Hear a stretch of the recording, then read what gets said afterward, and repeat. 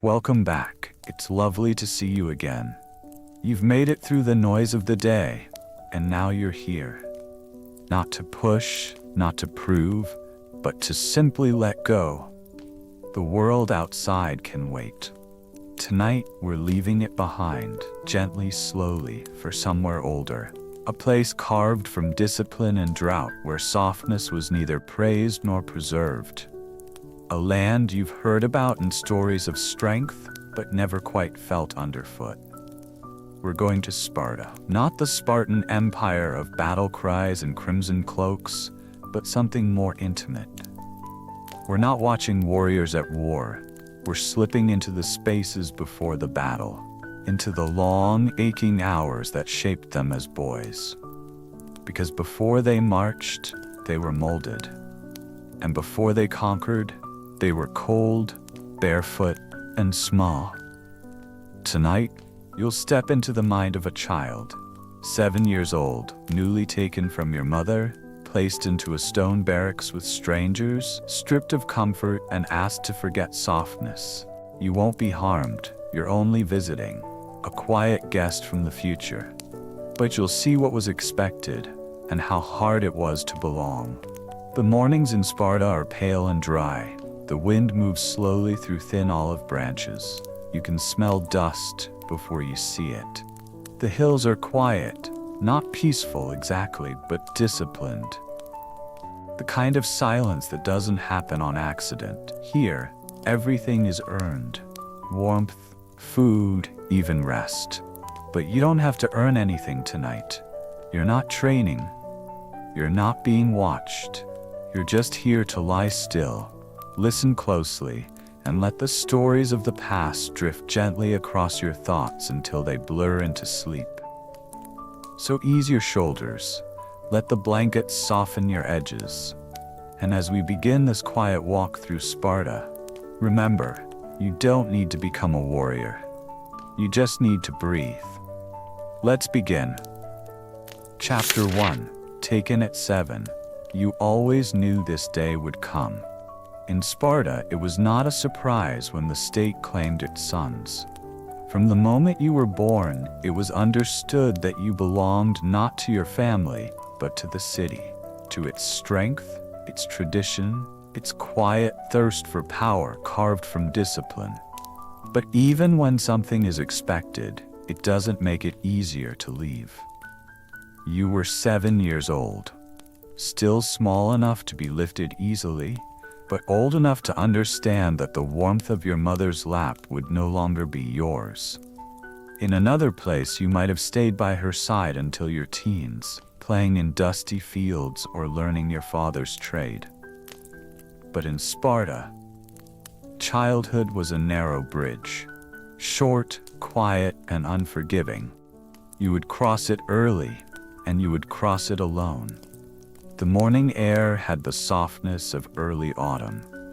The olive trees were still full, their leaves whispering gently as wind moved through them.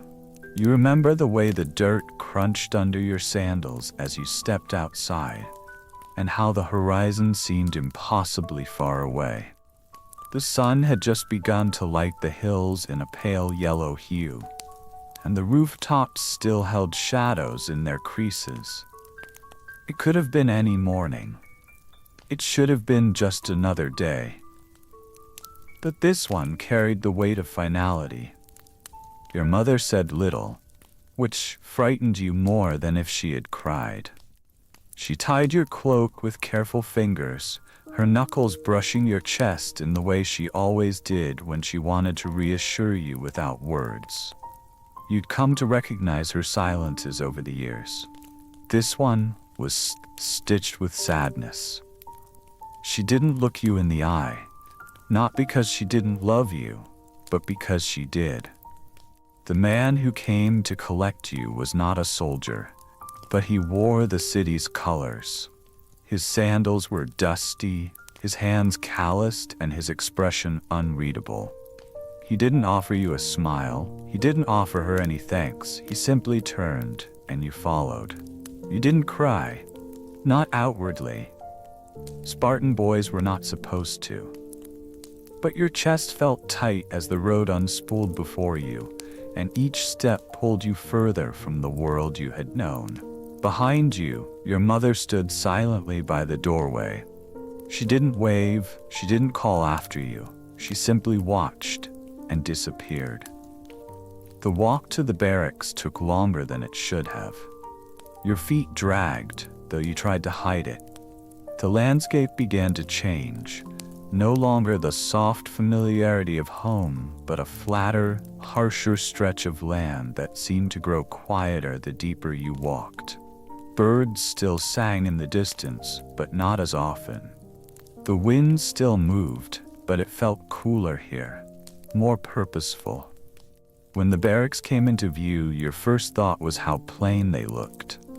Not grand, not terrible, just indifferent. Stone walls, a sloped roof, a thin line of smoke rising from a cooking fire nearby. There was no sign that this place held the weight of 1,000 boys' transformations. It didn't look like the beginning of something painful. Inside, the floor was earth, packed hard by years of footfall. There were rows of boys, some standing, some kneeling, others sitting cross-legged against the wall. No one spoke. No one laughed. The silence wasn't forced, it was understood. Every child in that space was in some stage of becoming what Sparta demanded: silent, swift, obedient. An instructor, tall, broad, with graying stubble and leather cuffs, approached. He didn't ask your name, he already knew it. He handed you a folded red cloak, coarsely woven, and said, "This is yours. Take care of it. You won't get another." You looked down at the fabric in your hands. It was scratchy, stiff at the edges, and smelled faintly of smoke. Still, it was the only thing you could call yours now. You were shown to your place. Not a bed, there were none, but a patch of ground against the far wall, where a thin straw mat had been loosely laid. No pillow, no blanket, just that red cloak and whatever position you could manage to rest in. That night, dinner was a word only. A strip of boiled barley paste wrapped in a leaf was passed hand to hand. You took your portion without question. Hunger was expected, satisfaction was not, and so you lay down. Not because you were tired, though you were, but because everyone else had. And to stand alone was to attract notice.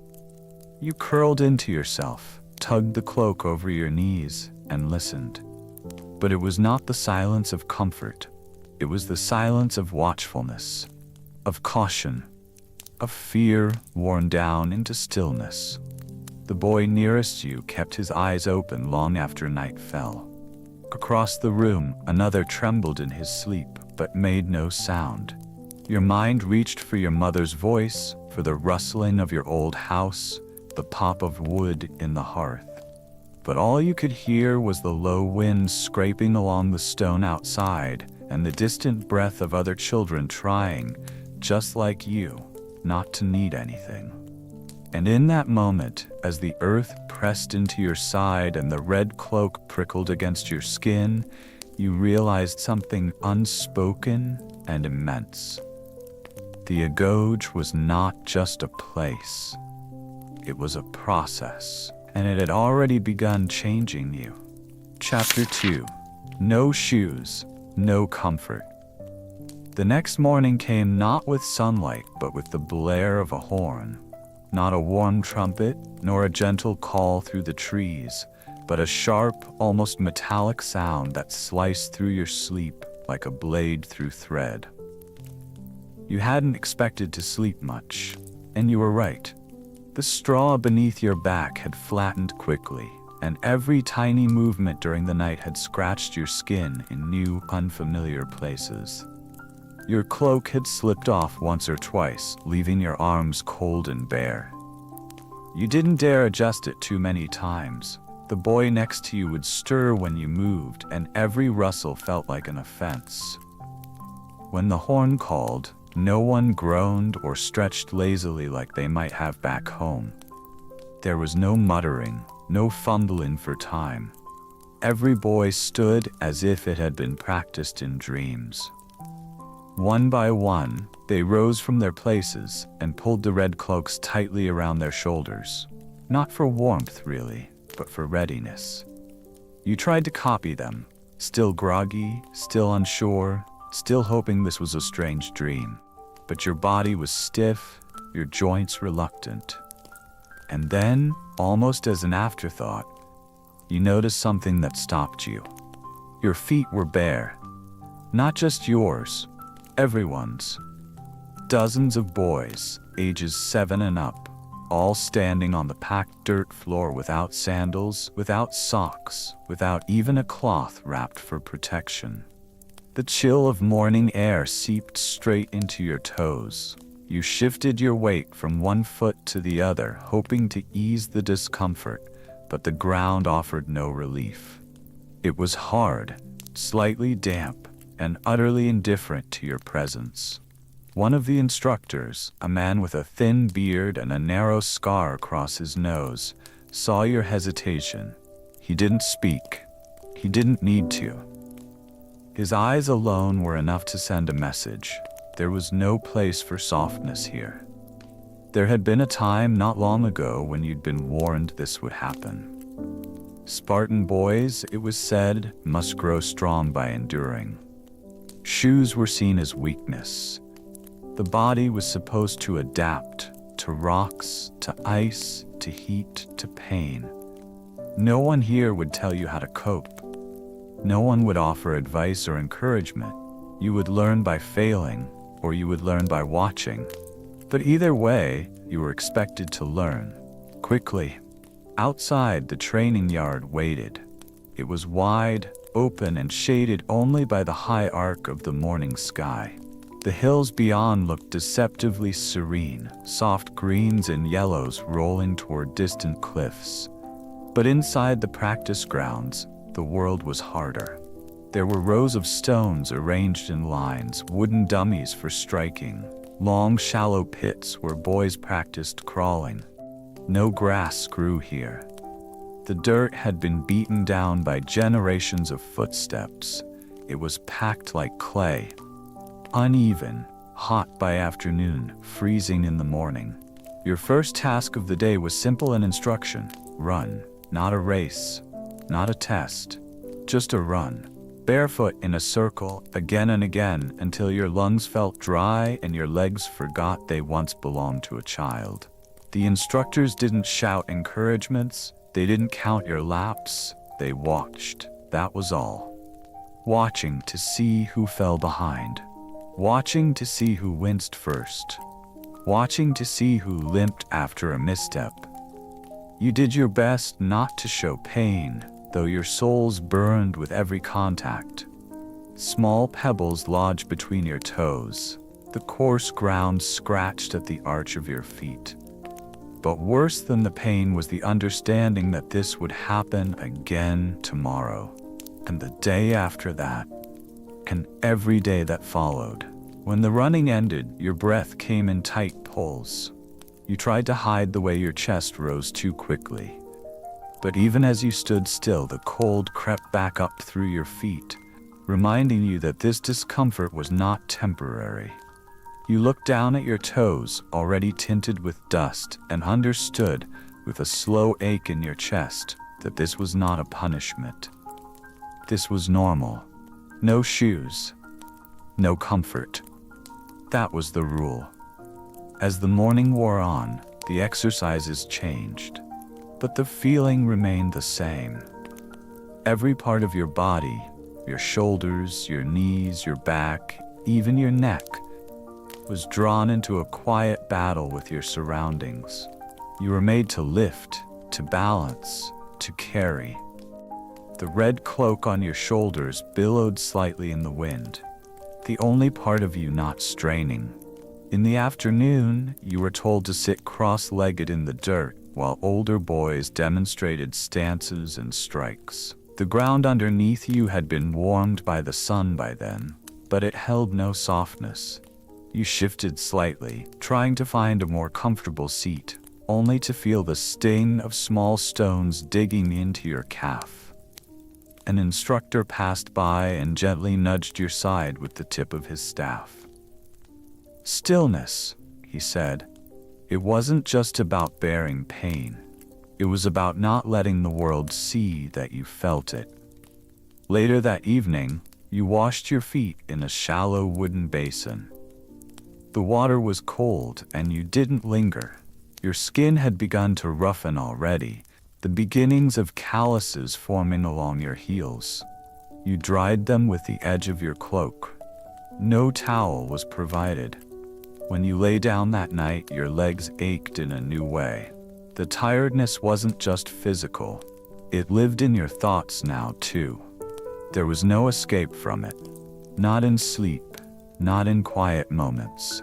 Even when the day ended, the learning continued. Not the kind that involved books or pens, but the kind that left you changed without asking permission. And yet, there was a strange stillness that came as the barracks darkened again. You lay with your hands folded over your chest, toes tucked beneath your cloak. You felt every scrape and bruise from the day. You did not cry. You did not complain. You simply were, a boy in Sparta, tired beyond words, and learning to exist without comfort. The floor was hard, the air was cold, and you were still here. Chapter 3. Hunger is the lesson. By the third day, your body had already begun to shift. Not visibly, you were still the same thin, small boy with a round face and a quiet stare, but something beneath your skin had started to change. It was the way you woke up, already bracing for discomfort. The way your fingers had learned to knot your cloak tighter against your chest. The way you stopped expecting kindness in the movements of others. But more than anything, what began to hollow you out was the hunger. It started subtly, a gnawing emptiness in the belly after a long morning, the type of hunger that makes your thoughts feel slow and foggy. Then it sharpened. By evening, you weren't just hungry. You were distracted by it. It sat behind your eyes, curled in your chest, tugging at your arms like a weight. But no one around you seemed to speak of it. No one groaned or clutched their stomach or asked when food would come. That would have shown softness, and softness invited scrutiny. There was food, of course, but only barely. Once a day, a simple bowl of porridge made of barley and water was served. It was never warm. It was never enough. Some days it came with a handful of olives, dark and wrinkled and barely filling. Once there were a few boiled lentils floating at the top. One boy whispered it was because an elder had passed and offerings had been made and we got the leftovers. But this was not mismanagement. It was design. You soon came to understand that in Sparta, hunger was not an unfortunate consequence of poverty or poor planning. It was part of the curriculum. You were meant to be hungry. Every growl in your stomach, every aching moment before sleep was a lesson. You were being trained to survive without. Not just without food, but without comfort, without asking, without the luxury of enough. And then one day, you heard the word whispered among the older boys. Steal. At first, the idea seemed impossible. You had been told your whole life that stealing was wrong, a crime punished by shame and scorn. But in the Agoge, that rule twisted. Here you were taught that stealing was expected. It showed initiative, cunning, and resourcefulness. What was punished wasn't the theft. It was being caught. If you could slip an extra olive from the storeroom unnoticed, you had done well. If you lifted bread from the kitchens during evening drills and no one noticed, you had earned it. But if someone saw you, if you left a trail, if you fumbled, then the lesson was pain. Not just to deter theft, but to sharpen your skill in deception. This contradiction weighed on your mind. The world of your childhood, where rules were clear and wrongs had clear consequences, had been left behind. Here, morality bent under necessity. And so you watched. You listened. You noticed which floorboards creaked and which instructors turned their backs at certain times of day. You were becoming someone else. One late afternoon, your chance came. A thin boy from another unit was limping during formation, and the instructor barked orders for assistance. Everyone's attention turned to the disturbance. A moment, brief but enough. You slipped into the side corridor near the kitchen. The air smelled faintly of boiled grains and something richer. Maybe meat, maybe oil. You didn't think, you didn't pause. Your fingers found a dry crust of bread tucked beneath a linen cloth on a stone ledge, likely forgotten or left behind by a careless cook. You took it, hid it under your cloak, returned to formation before anyone could notice the missing weight of your footsteps. Later, huddled under your cloak near the back wall, you pressed the crust to your lips. It was dry, hard, and flavorless, but to you it was sacred. You took slow, silent bites, letting each one soften against your tongue, trying to stretch the moment for as long as it would last. You chewed as if it were honey. You swallowed as if it were a gift. No one saw, no one punished you.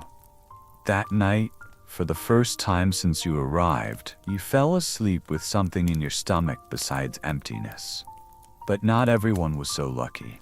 2 days later, another boy, older, broader in the chest, was caught slipping figs from a storehouse.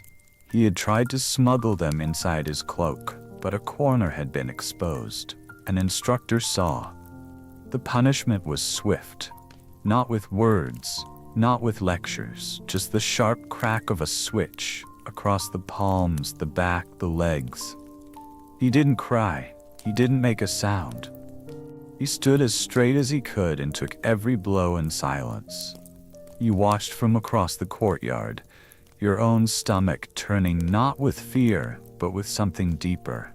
A strange, pulsing guilt. You had stolen too. You had simply not been seen. That night, no one spoke. Not about the figs, not about the boy, not about the cracks of the switch echoing against the stone. That silence was its own kind of lesson. In time, hunger became part of your rhythm. Like breathing, like walking, like watching. It was always there, always whispering. But it also made you sharper. You noticed things you hadn't before. Loose bricks, unattended satchels, the shape of shadows at dusk. And still, the porridge came once a day, thin and gray. And still, the instructor said nothing. Because here in the red cloaks and bare feet of Sparta, hunger wasn't a problem to be solved. It was a teacher. And you were its quiet, aching student. Chapter 4. Pain Without Protest. By the end of your first week, your body had already become a quiet map of discomfort. The soles of your feet, though toughening, still stung with every step on uneven stone. The hollows beneath your ribs felt emptier each night, not just from hunger, but from the way your breath had begun to live higher in your chest, unsure of when it could fully expand. Your muscles, still soft with childhood, ached beneath your thin frame from the countless repetitions of climbing, crouching, striking. But of all the lessons Sparta had begun to etch into your bones, the one that settled deepest was the lesson of pain. Not how to avoid it, but how to contain it. Pain, here, was not something you cried about. Pain was something you endured with closed lips and still eyes, as if acknowledging it gave it more power than it deserved. The instructors didn't punish pain itself. They punished the expression of it, the flinch, the whimper, the gasp. Not because they were cruel for cruelty's sake, but because they believed suffering was a forge and silence was the metal they worked.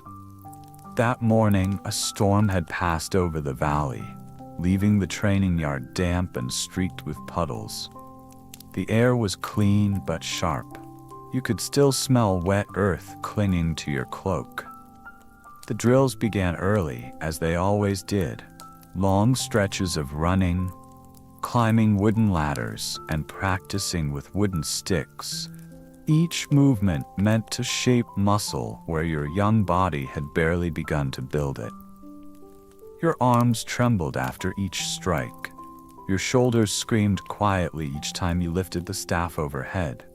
And though your legs ached from the days before, you pressed forward, refusing to let your feet lag behind. No one was congratulated. No one was encouraged. In Sparta, doing well was expected. Praise was something foreign and extravagant, almost embarrassing in its sentimentality. The boy next to you, Theros, one of the quieter ones with deep-set eyes and a sharp jaw that made him look older than he was, slipped during a sprint drill. His foot caught the edge of a stone, and he fell forward with such suddenness that even the other boys paused. His knees slammed into the packed dirt, and his palms scraped hard enough to bleed. For a moment, everything froze. Not because of sympathy, but because of anticipation. Everyone waited to see what would happen next. The instructor didn't shout. He walked slowly, calmly, the way one might approach a stray animal. He stopped above Theros and looked down at him, not with anger, but with something colder. Expectation. "Stand," he said simply. Theros pushed himself up, blood running down his wrists. He swayed slightly, but said nothing. The instructor studied him a moment longer, then raised the flat of his staff and brought it swiftly down across the boy's shoulder. The sound echoed across the yard, a hollow crack that made your own spine flinch without permission. But Theros didn't cry. He didn't fall. He stood straighter. The instructor struck him again, once on the other shoulder, once across the back. Then he turned and walked away. You learned later that the strikes weren't punishment for falling. They were punishment for drawing attention, for slipping at all, for reminding the group that pain was real and near and constant. Theros didn't speak for the rest of the day. No one did. At dinner, he ate with both hands shaking, but his eyes were steady. You never forgot that moment. Not because it was cruel, but because it taught you something about what this place truly believed. Pain was not the enemy. Weakness was not the pain itself, but the noise that followed it. After dinner, during a rare moment of rest beneath the olive trees, one of the older boys passed by with a small scratch across his cheek, crusted dark with dried blood. He didn't touch it. He didn't acknowledge it. He sat cross-legged on a low rock and began cleaning his sandals with a stick, as if his face bore nothing at all. You watched him, silently mimicking his posture. You folded your legs tighter. You stilled your hands. You slowed your breath. Later that week, the instructors introduced you to a new exercise, a test of stillness. You were to hold a wooden rod across your shoulders and balance two weighted jars at either end, standing in the sun until they told you to stop. No timer, no warning, just endurance. The jars were filled with sand, and the heat from the midday light made the wood sweat against your neck. Your arms began to shake within minutes. Your knees bent slightly. You saw others around you blinking away tears, not because of pain alone, but because of how long the pain had to be ignored. You lasted longer than some, not as long as others, but long enough to understand that this too was not just training. It was stripping. You were being stripped of your instinct to respond, to protect yourself, to seek relief. You were being given a new instinct, to endure. That night, you examined your shoulders beneath your cloak. Bruises bloomed slowly along your collarbone and arms, deep purple and aching to the touch. You didn't mention them. You didn't seek balm or complaint. You turned onto your side and tried to sleep through the throb. And as you lay there in the dark, the sound of breathing around you slow and even, you began to realize something strange. You were proud of your pain. It had become a kind of badge, one only you could feel, one that required no display, no words.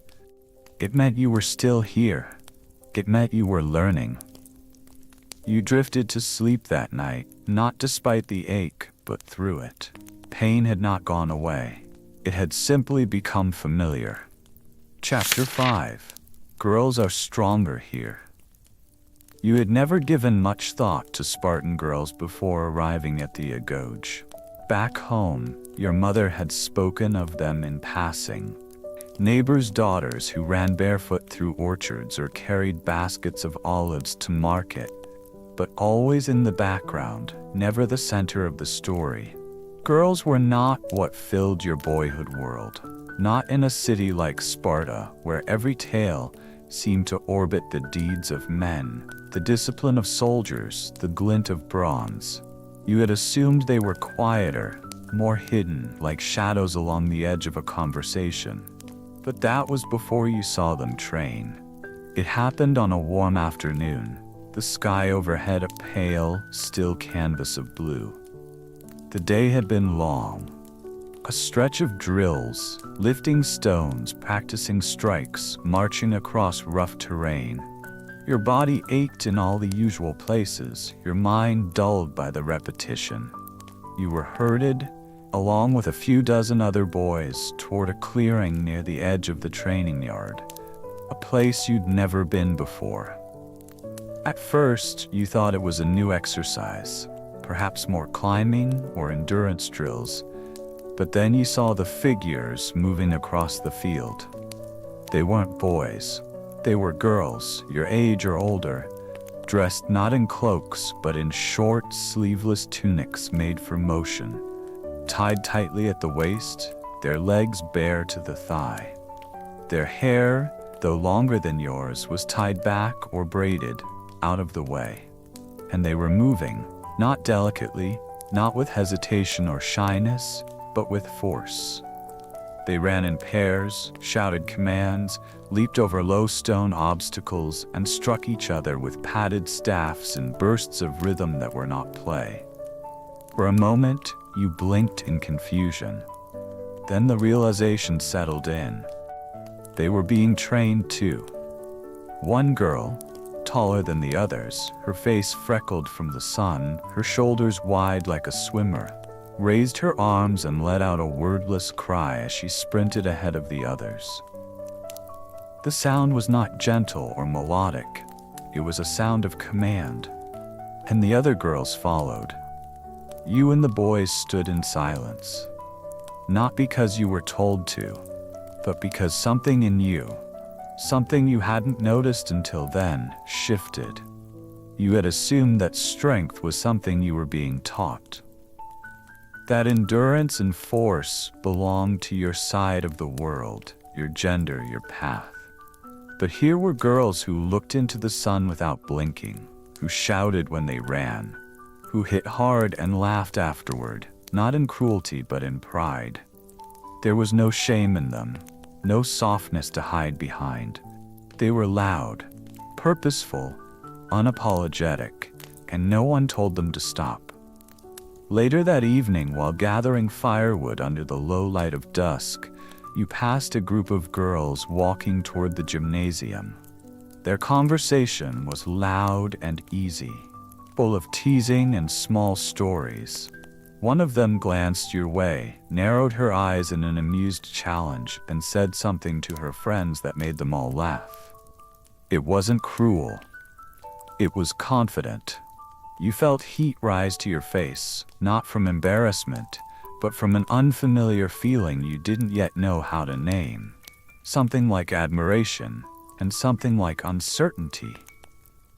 She had looked at you as an equal, or maybe even something less. Back at the barracks, one of the older boys muttered a phrase under his breath as he rolled out his cloak to sleep. "They train the girls to be bold," he said, "so they'll birth warriors without fear." You didn't know if he meant it as praise or complaint, but the sentence stayed with you.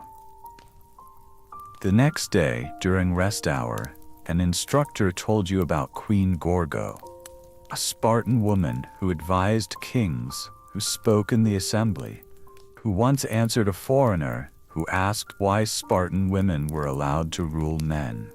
She had said, "Because we are the only women who give birth to men." The boys around you had laughed then, not mocking the queen, but marveling at her sharpness, her fearlessness. It was spoken of with respect, as something Spartan, not a challenge to authority, but an extension of it. In Sparta, women were not hidden, they were not silent, they were trained in body and voice, educated to speak with clarity, taught to run, throw, wrestle, and fight if needed. Marriage did not come at childhood's end, but years later, when their bodies were strong and their minds sharp. Even in the household, they commanded resources, managed property, and maintained the family's name when husbands went to war. You began to see them not as opposites, but as another form of what Sparta prized most, resilience. They were not gentler branches of the same tree. They were the other half of the stone wall that kept the city upright. One day, during drills, the same freckled girl from before passed by again, leading her cohort along a ridge trail overlooking the boys' courtyard. She didn't look at you this time, not because she didn't remember, but because she didn't need to. Her gaze was forward, focused. She was carrying something in her arms, a bundle of firewood or training gear, and her biceps tensed beneath the load. Her back was straight, her strides long and even. And for a flicker of a moment, you wished you could ask her a question. Not because you didn't understand her, but because you were starting to understand yourself. That night, you lay on your side beneath your cloak, listening to the slow breath of sleeping boys around you. You thought of your mother, not as someone fragile left behind, but as someone who had once been like them, who had trained, who had run barefoot over these same hills, who had watched you walk away without tears, not because she didn't feel sorrow, but because she had learned, long ago, how to master it. And suddenly the silence in the barracks felt different.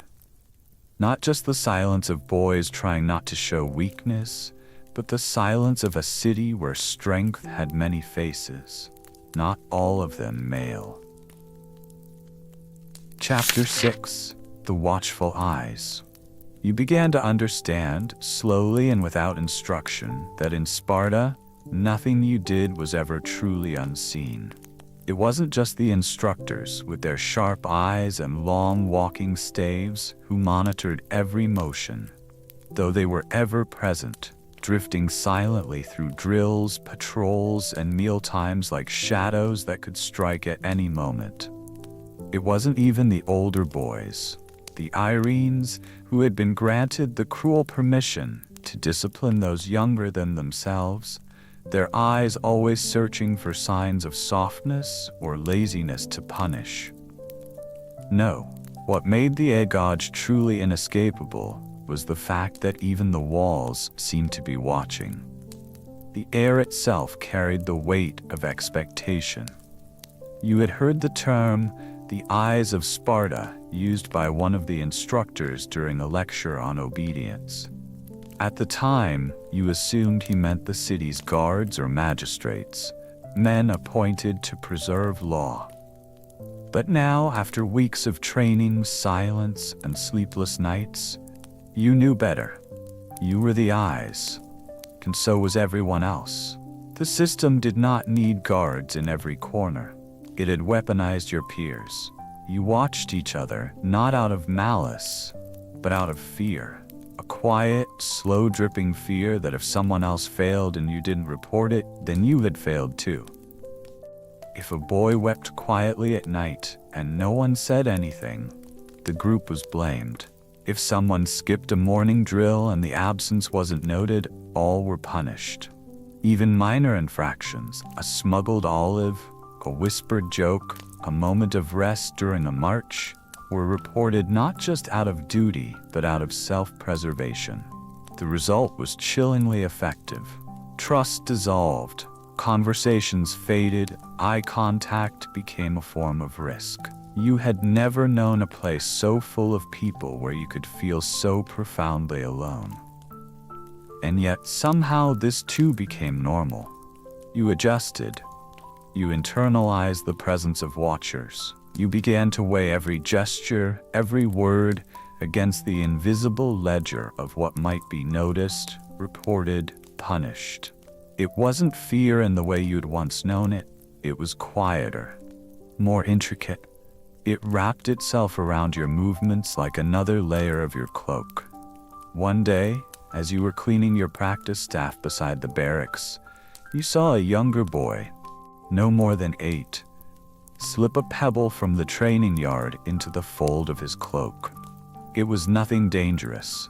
He wasn't stealing food. Perhaps it was just something he liked the shape of. But you caught the movement, and when he noticed you watching, you saw the panic rise in his eyes. He looked as if he might speak, might explain, might plead with you silently. But before he could, another boy had already reported it. The instructors came, said nothing, pulled the boy by the shoulder, and led him away. He did not return for supper. No one spoke of it. But the next day, his place on the practice field remained empty, and no explanation was given. You imagined him in some back chamber, scrubbing floors or standing in a cold storeroom. Or perhaps worse, perhaps he had been made into an example. You didn't know. You would never be told. Later that week, you were chosen to serve in the kitchen courtyard, stirring pots of barley and hauling buckets from the spring. It was quiet work, a brief relief from drills, but it too had its watchers. An older youth and Irene lounged nearby under an olive tree, eyes half-lidded as if asleep. But every so often he would murmur a name or call out a correction, never lifting his head. Keep your back straight. Stir evenly, no waste. Do not look around while carrying. He never raised his voice. He never needed to. It was there, in the hush of boiling grain and the scraping of iron ladles, that you realized the depth of Sparta's control. It wasn't enforced with swords or chains. It didn't need shouting or displays of violence. It lived in posture, in pause, in hesitation. It lived in your own thoughts, in the way you had begun to censor your imagination before it even formed. You had stopped picturing home. You had stopped wondering what life was like for children in other cities. Those who still laughed freely, who still sang during chores, who could fall and be comforted. Instead, your mind now filled with checklists. How to hold your shoulders, how to not squint in sunlight, how to eat without appearing greedy, how to smile only when the instructors weren't watching. That evening, as dusk settled across the hills and long shadows stretched through the training yard like fingers searching for something lost, you found yourself sitting beneath a tree alone, or rather, you thought you were alone, until you heard the voice. I saw you watching the others. It wasn't an accusation. The tone was calm, observant. It belonged to one of the Arenes, a wiry boy not much older than you, with a voice that sounded more like a man's than a child's. He crouched beside you, plucked a stem of grass, and twirled it between his fingers. "You notice things," he said. "That's good. But don't be too obvious. Eyes that watch too much become targets." He stood and left without waiting for your reply. The lesson hung in the air like smoke. And so you added that to your growing list of invisible rules. Watch everything. Let no one see you watching. That night, you lay still beneath your cloak, staring at the wooden beams of the ceiling, and tried to remember what it had once felt like to simply exist without performing. But the memory slipped through your hands like water. In the morning, you would rise again before the sun. You would train, you would eat, you would ache, and you would watch. Not because you wanted to, but because it had become the only way to stay unseen. In Sparta, obedience was not just behavior, it was posture. It was tone. It was how well you could disappear while still being present. And by now, you were learning to disappear quite well. Chapter 7. A fight you can't avoid. You had heard stories about the fights long before one ever found you. Not the kind of fighting children do in playful spats or teasing contests, but the kind of fights that prove something. Fights arranged by the instructors not for punishment and not even for victory, but to see who could take pain and who could control it. In the barracks, the older boys never spoke directly of their own battles, but you'd seen the bruises, slow blooms of yellow and violet along ribs and cheekbones, sometimes visible when they changed in the mornings, sometimes hidden beneath the folds of their cloaks. These were not accidents, they were lessons. The instructors called them pairings. You never knew when yours would come, only that one day you would hear your name, and it would be your turn. That day began like the others. You had been carrying a stack of firewood from the storeroom, each log sticky with sap, leaving your palms stinging and slick. The sun had just begun its rise, throwing long rays across the stones of the courtyard, turning the world pale and hard. You were tired, but no more than usual. Your hunger was sharp but bearable. You were thinking of the fig tree near the practice yard, the way it cast just enough shade to rest under for a moment after drills. Then the voice came. You. It wasn't shouted. The tone was flat, almost casual, but every head turned. You froze. The instructor who spoke had a face carved by the sun, deeply lined, a leather strap wound around one wrist. His eyes were unreadable. He raised a finger and pointed to the boy across from you. And you. His name was Deimos. You had never spoken to him. He was taller by a head, wiry with long arms and a narrow, serious face. He never joked, never smiled. His eyes always looked just past people, as if he were measuring something that didn't need names. You had noticed him in drills, the way he always finished sprints early, the way he lifted stones without pausing, the way no instructor ever had to correct his form. He was not cruel, but he was sharp, and now he was your opponent.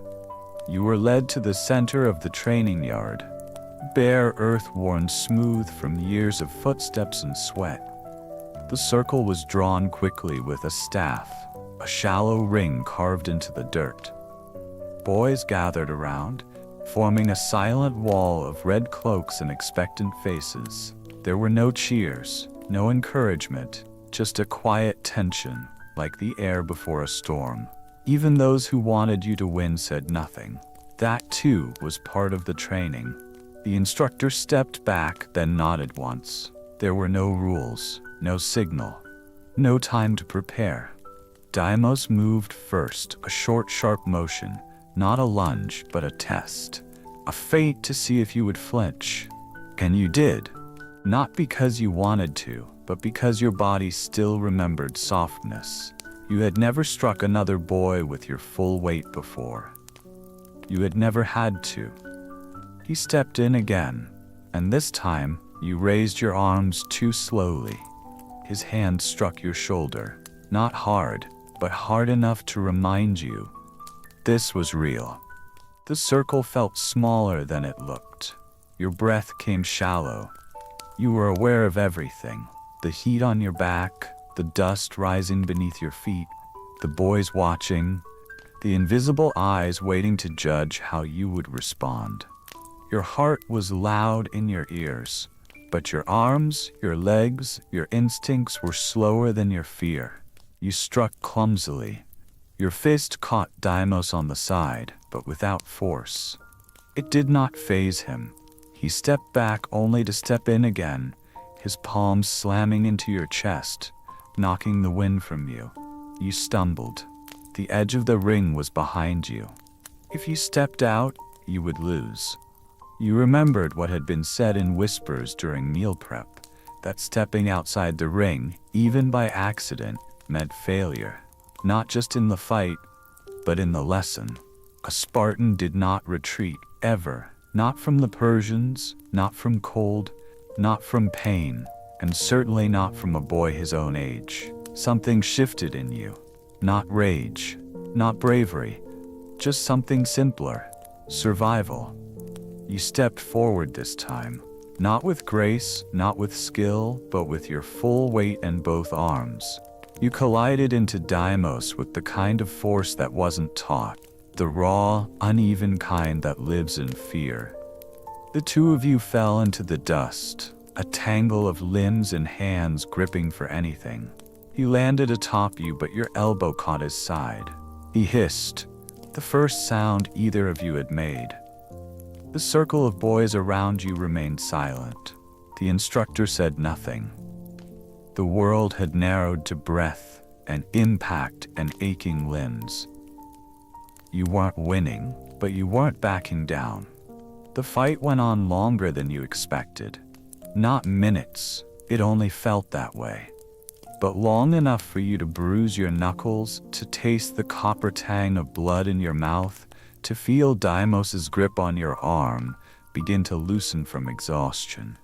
And then, suddenly, it was over. The instructor stepped between you without a word. He raised a hand, not to strike, but to end it. Deimos rose first. He wiped dust from his shoulder, gave you a look that was not friendly, but not mocking either. A kind of respect passed between you, unspoken, but solid.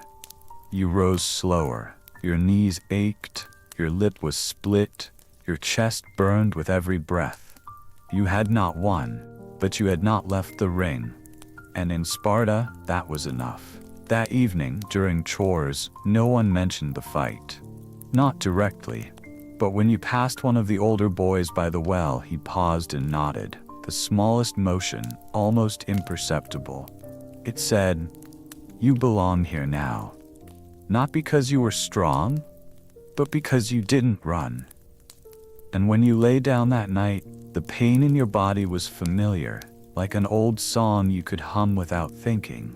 Your hand throbbed, your shoulder was tight, your cheek still stung, but your thoughts were quiet. For the first time, the silence of the barracks didn't feel like absence. It felt like understanding. You closed your eyes, not in pride but in peace. You had been tested, and you were still here. Chapter 8. Alone in the crowd. There were always people around you.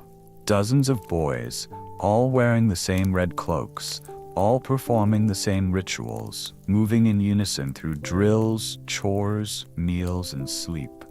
You were never truly alone.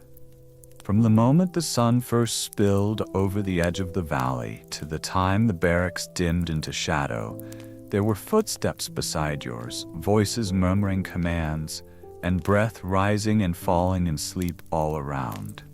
And yet, despite the closeness of bodies, the echo of orders, and the constant buzz of activity, you had never felt more distant from others than you did now.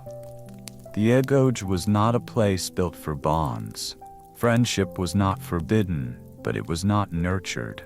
Companionship existed in brief glances and practical alliances. Someone helping you lift a log during drills or passing a water flask silently when your mouth was dry. These were gestures of function, not warmth. No one asked about your family. No one spoke of dreams. To do so would mark you as soft, sentimental, something dangerously close to fragile. You found yourself watching the others often, not because you were curious, but because you needed to find proof that someone else felt it too. This slow, constant pressure that sat in the ribs and pressed gently downward like a stone that refused to shift. But their faces betrayed little. They moved through each day like river stones, smooth, unmoved by the current, shaped only by time and repetition. At night, when the fire in the corner of the barracks dimmed to embers and the stillness settled like dust across the room, your thoughts grew louder. You never cried, not even when you wanted to. The boy next to you might be listening. Someone might hear. Even in the darkness, you were not safe from being seen. And so your sadness had to shrink, coiling deep into the quietest corners of your body, tucked beneath your collarbone and folded neatly like your cloak. You missed your mother. Not in a dramatic way. It came in small moments, when your palm ached and you remembered the way she used to rub balm into your skin with slow, gentle circles. When the porridge burned your tongue and you remembered the sweet figs she used to mash into your barley mash, just to make it bearable. When someone barked an order and you remembered how softly she used to call your name. Her face was harder to picture now. You could still feel the shape of her fingers, but her voice had started to blur, and that frightened you more than anything. You dared not speak of it. The other boys would not understand. Or worse, they would understand and pretend not to. There was a boy named Myron who slept near the entrance. A quiet, thoughtful boy with deep-set eyes and a slow, methodical way of speaking. He rarely spoke unless asked, and even then, his words came out like they had been sifted through stone. One evening, as you waited for the instructor to announce lights out, he leaned over to you and whispered, so softly it was barely sound, "Do you think they remember us?" At first, you didn't know what he meant. He saw your hesitation and added, "At home. Our families. Do you think they remember us? Every day? Or just sometimes?" You didn't answer. You couldn't. The question had knocked something loose in you, and your throat tightened. But Myron didn't wait. He turned over and curled into his cloak, as if the words had been for no one at all. He never mentioned it again. The next morning he was punished, not for the whisper, but for failing to complete a drill on time. He was struck with the flat of a wooden board and ordered to run laps around the barracks in silence. No one stepped in. No one spoke to him afterward. That was the rule, but something inside you shifted. It was the first time anyone had acknowledged what lingered unspoken behind every silent nod, every clenched jaw, every stare fixed on the middle distance. That the worst part of this training was not the pain or the hunger or even the constant vigilance. It was the isolation of it. You were being trained not just to survive without comfort, but without connection. And that absence was colder than any winter morning on the training field. Later that week, during a rare moment of solitude, as you scrubbed practice gear by the well, you looked up at the hills surrounding the valley. You wondered what lay beyond them, not in terms of terrain or strategy, not in the way your instructors would have wanted, but in terms of life. Were there children elsewhere who were laughing at that very moment?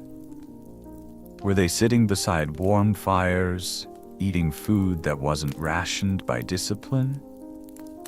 Were they hugging their siblings or singing songs? You couldn't even remember the last time you had seen someone smile without restraint. And the strange thing was, you didn't resent the boys around you. You didn't hate them. You didn't even blame them for their silence. They were enduring, just like you. Each of them carried their own invisible burden, wrapped tightly inside the shell that the Agobes demanded. There were no villains here, only victims who had learned not to look like victims. And so, you learned the quiet art of holding yourself together. You learned to smile only on the inside, to speak only when spoken to listen not for music or comfort, but for danger, for cues, for the shifting moods of those who could punish or protect.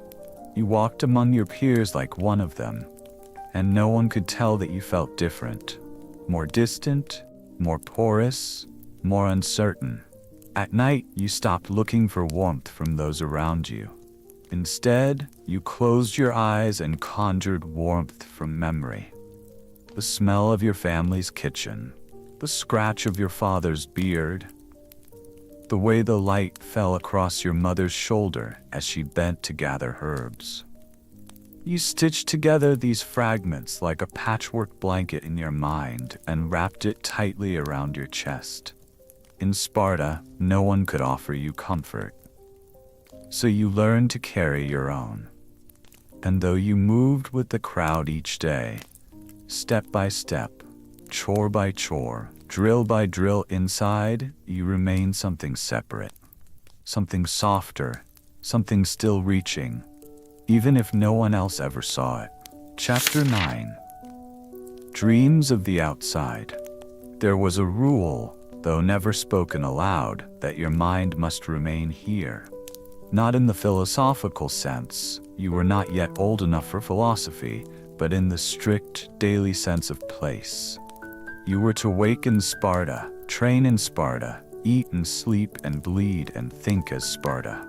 The city-state was not merely a setting or a system, it was an identity pressed into your skin like the red of your cloak, as much a part of you now as your name had once been. Though even that, in time, would fade. But there are parts of the mind that do not follow orders. And it was during the stillest hours, when the body was too tired to move and the room too dark to see clearly, that your thoughts would begin to drift. Not with defiance, but with yearning. Like roots reaching through cracked stone, they moved without permission, gently, quietly, until they found some place beyond the walls of this barracks, beyond the drills and the pain and the watchful eyes. At first, the dreams came by accident.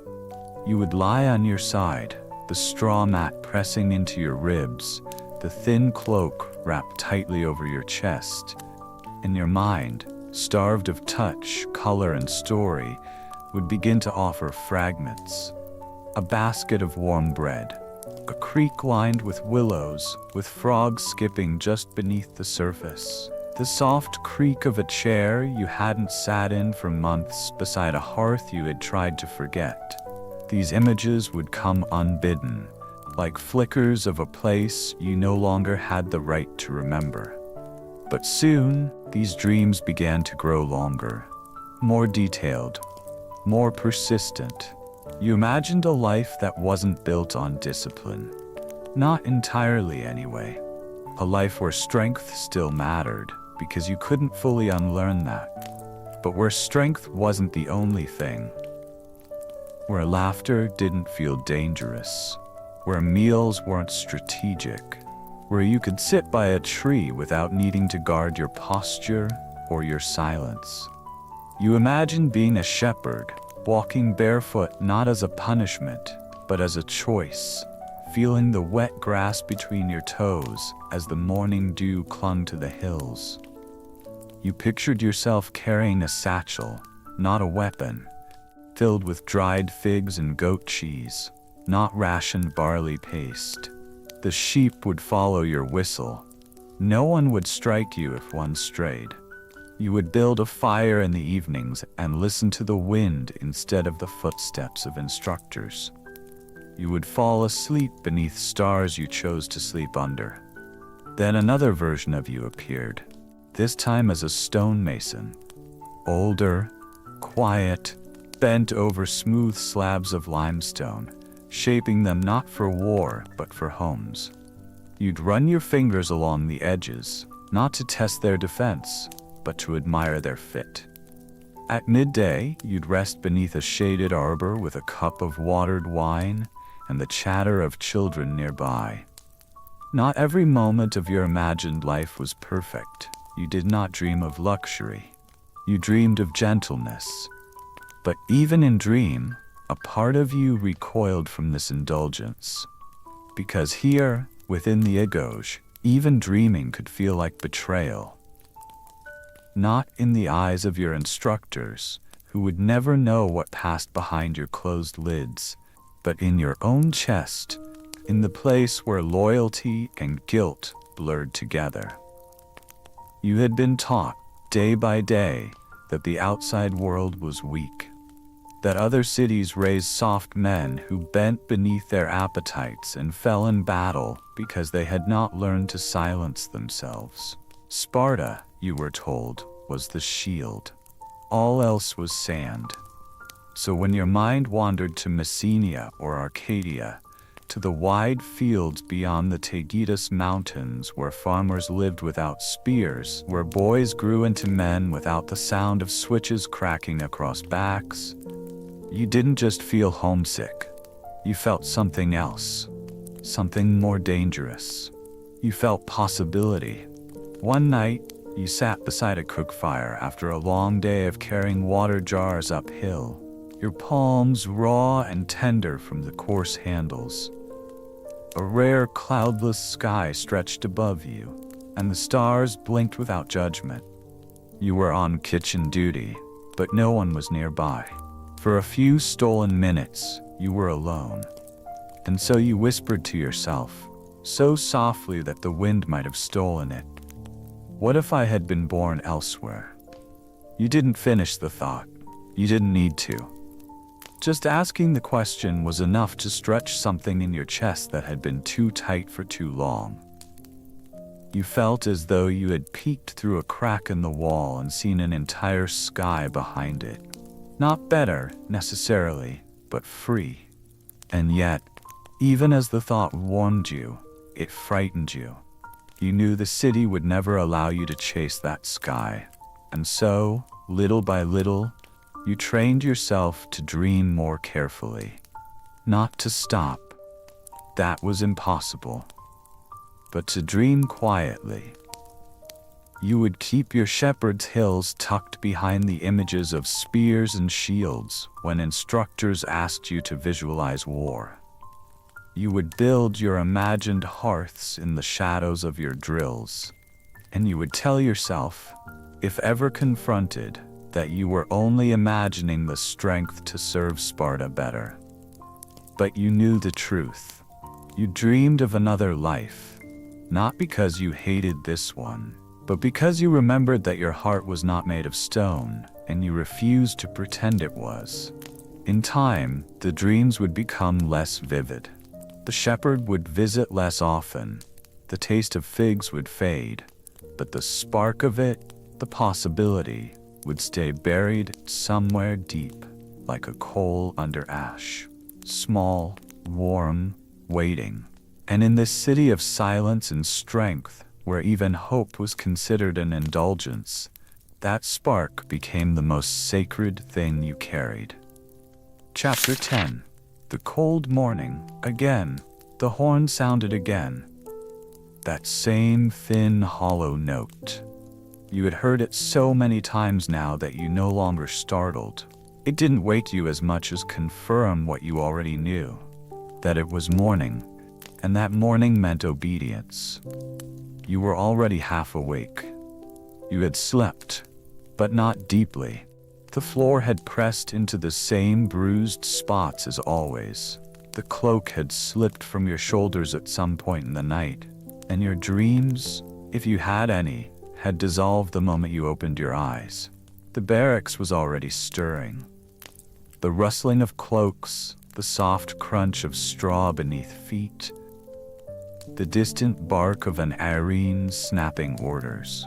No one spoke unless spoken to. Some boys moved like ghosts, others like machines. You moved with them, not because you wanted to, but because stopping would mean falling behind, and falling behind was its own kind of punishment. The cold was sharper than usual. Winter was nearing. The valley air had taken on a new stillness, the kind that clung to the skin and made your breath visible as you stepped outside. Your feet, calloused and cracked, tougher now than you ever imagined they could be, still felt the cold. There were no shoes. There never had been. Your cloak hung more loosely now. You had grown thinner, taller. The fabric hadn't changed. You had. You joined the line from morning drills. There were more boys now than when you'd arrived, yet somehow the space between you felt wider. You recognized many faces, remembered the awkward way they had looked on their first days, how some had cried when they thought no one could hear, how others had tried to act older than they were. And then you remembered that you had been one of them. The drills began. Running, lifting, striking, holding, the same motions, over and over. A test of rhythm and restraint, not of strength.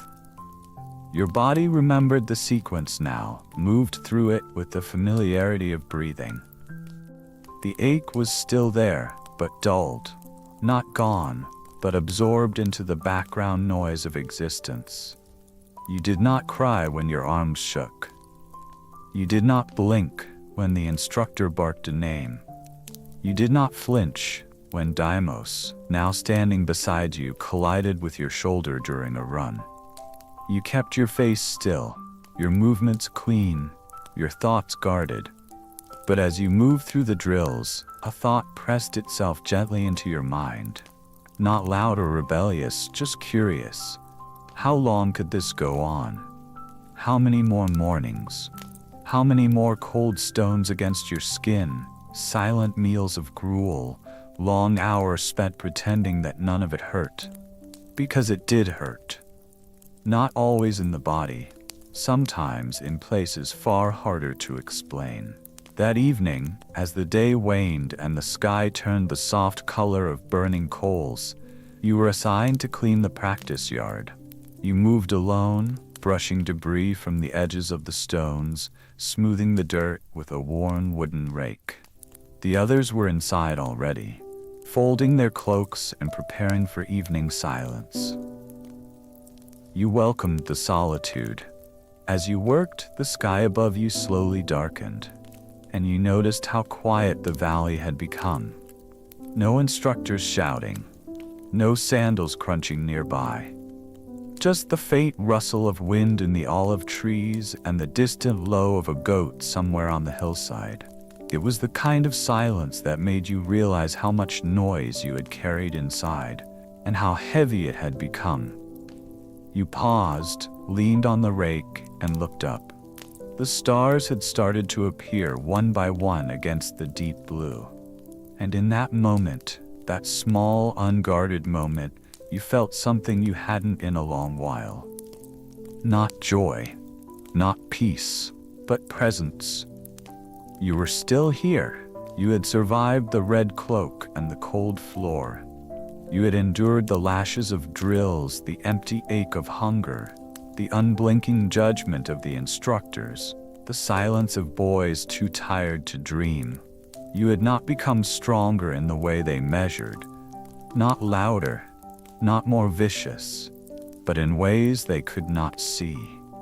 In the quiet resilience you carried behind your eyes. In the imagination you protected like a secret flame. In the way you still remembered your mother's voice, even when everything around you demanded that you forget. You would not escape. Not now. Maybe not ever. But you had learned how to stay, not as a stone, but as a root. When you returned to the barracks, the others were already lying down, their cloaks drawn over their shoulders, the fire in the corner casting long soft shadows against the walls. You lay down among them, but your thoughts didn't scatter like they usually did. Tonight they settled gently. You thought about the shepherd in your dream, the one who stood alone in the field watching his flock against the early sun. You thought about the freedom in that image, not because you believed it would be yours, but because you knew now how to hold it inside you without letting it slip. And as your eyes grew heavier, your breathing slower, the cold of the morning now a memory, rather than a presence, you whispered a single sentence in your mind, not aloud, but with full clarity. I am still myself. And in a city that demanded you become something else, that might be the most courageous thing you could be.